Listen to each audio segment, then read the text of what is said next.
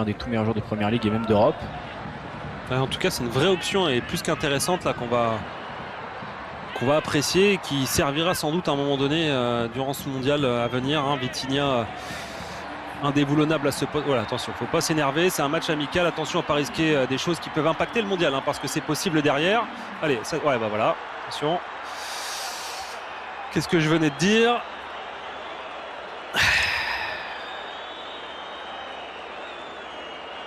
Ça sert strictement à rien. Et là, je crois qu'il a mis un coup, là, Léon. Raphaël Léon qui a complètement dégoupillé là sur cette échauffourée. S'il prend rouge, je le répète, ça a un impact. Ça a beau être un match amical, ça peut avoir un impact sur le prochain mondial. Un impact qu'il soit en termes de suspension, puis un impact aussi dans l'esprit de Roberto Martinez, puisqu'un joueur qui comme ça dégoupille en fin de première période, ça ne met pas nécessairement un sélectionneur en confiance au moment de cocher son nom ou pas sur le 11 de départ. Vous n'avez pas forcément envie d'aligner un joueur qui peut vous faire vous retrouver à 10 alors qu'il y a encore 45 minutes à jouer derrière. Un gros plan sur Renato Vega qui est venu calmer un petit peu tout ça. Voilà, il va y avoir de l'assistance vidéo et on va, je pense, distribuer. Je vois pas comment il peut échapper au carton rouge à part s'il y a eu une commedia dell'arte, mais j'ai la sensation qu'il y a eu quand même un coup distribué malheureusement par le joueur du Milan.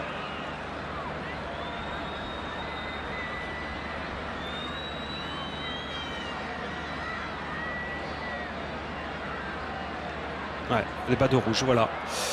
Voilà. Roman qui est exclu et Raphaël Léon qui est exclu également.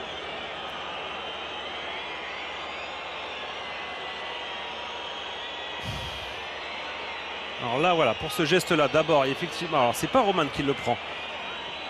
Roman vient pour s'interposer. Alors qu'est-ce qu'il vient faire? C'est vraiment pour ses... Ouais, c'est les deux là. Est-ce qu'il échange des coups de la part des deux? Là, je sais pas, je comprends pas. Pas clair cette chute, en tout cas. Ça, c'est un bon ballon aussi. Surtout, côté portugais, pas de position de hors-jeu. Eh bien, la voici, la solution. Le numéro 3, le remplaçant du remplaçant attendu pour le mondial. Le remplaçant de Gonçalo Ramos, lui-même remplaçant de Cristiano Ronaldo. Guedes vient inscrire le premier but de cette rencontre. Et va marquer des points aussi en vue du mondial. Voilà un premier mouvement assez intéressant. Dans l'axe, parce qu'on avait pu ça depuis très longtemps côté portugais. Beaucoup de centres dans cette période et ça a fonctionné.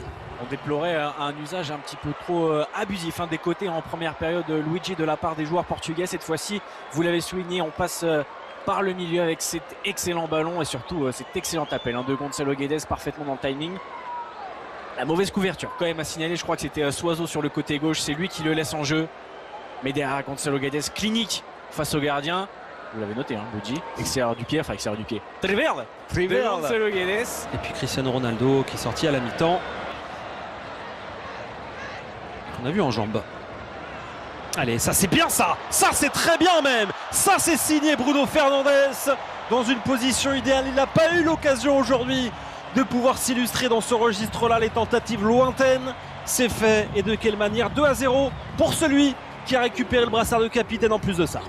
On a parlé de ses passes décisives, on sait c'est un chef d'orchestre, mais c'est aussi un sacré frappeur. Bruno Fernandes, il nous le démontre sur cette action.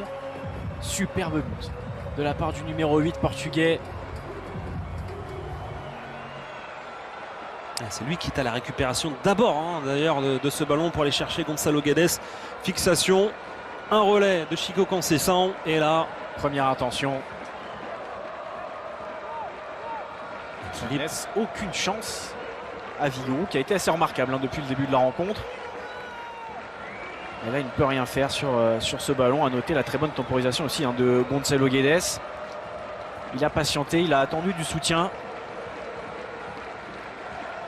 L'équilibre, on dit souvent dans ces cas-là parfait. Bah oui, effectivement, on voit la position corporelle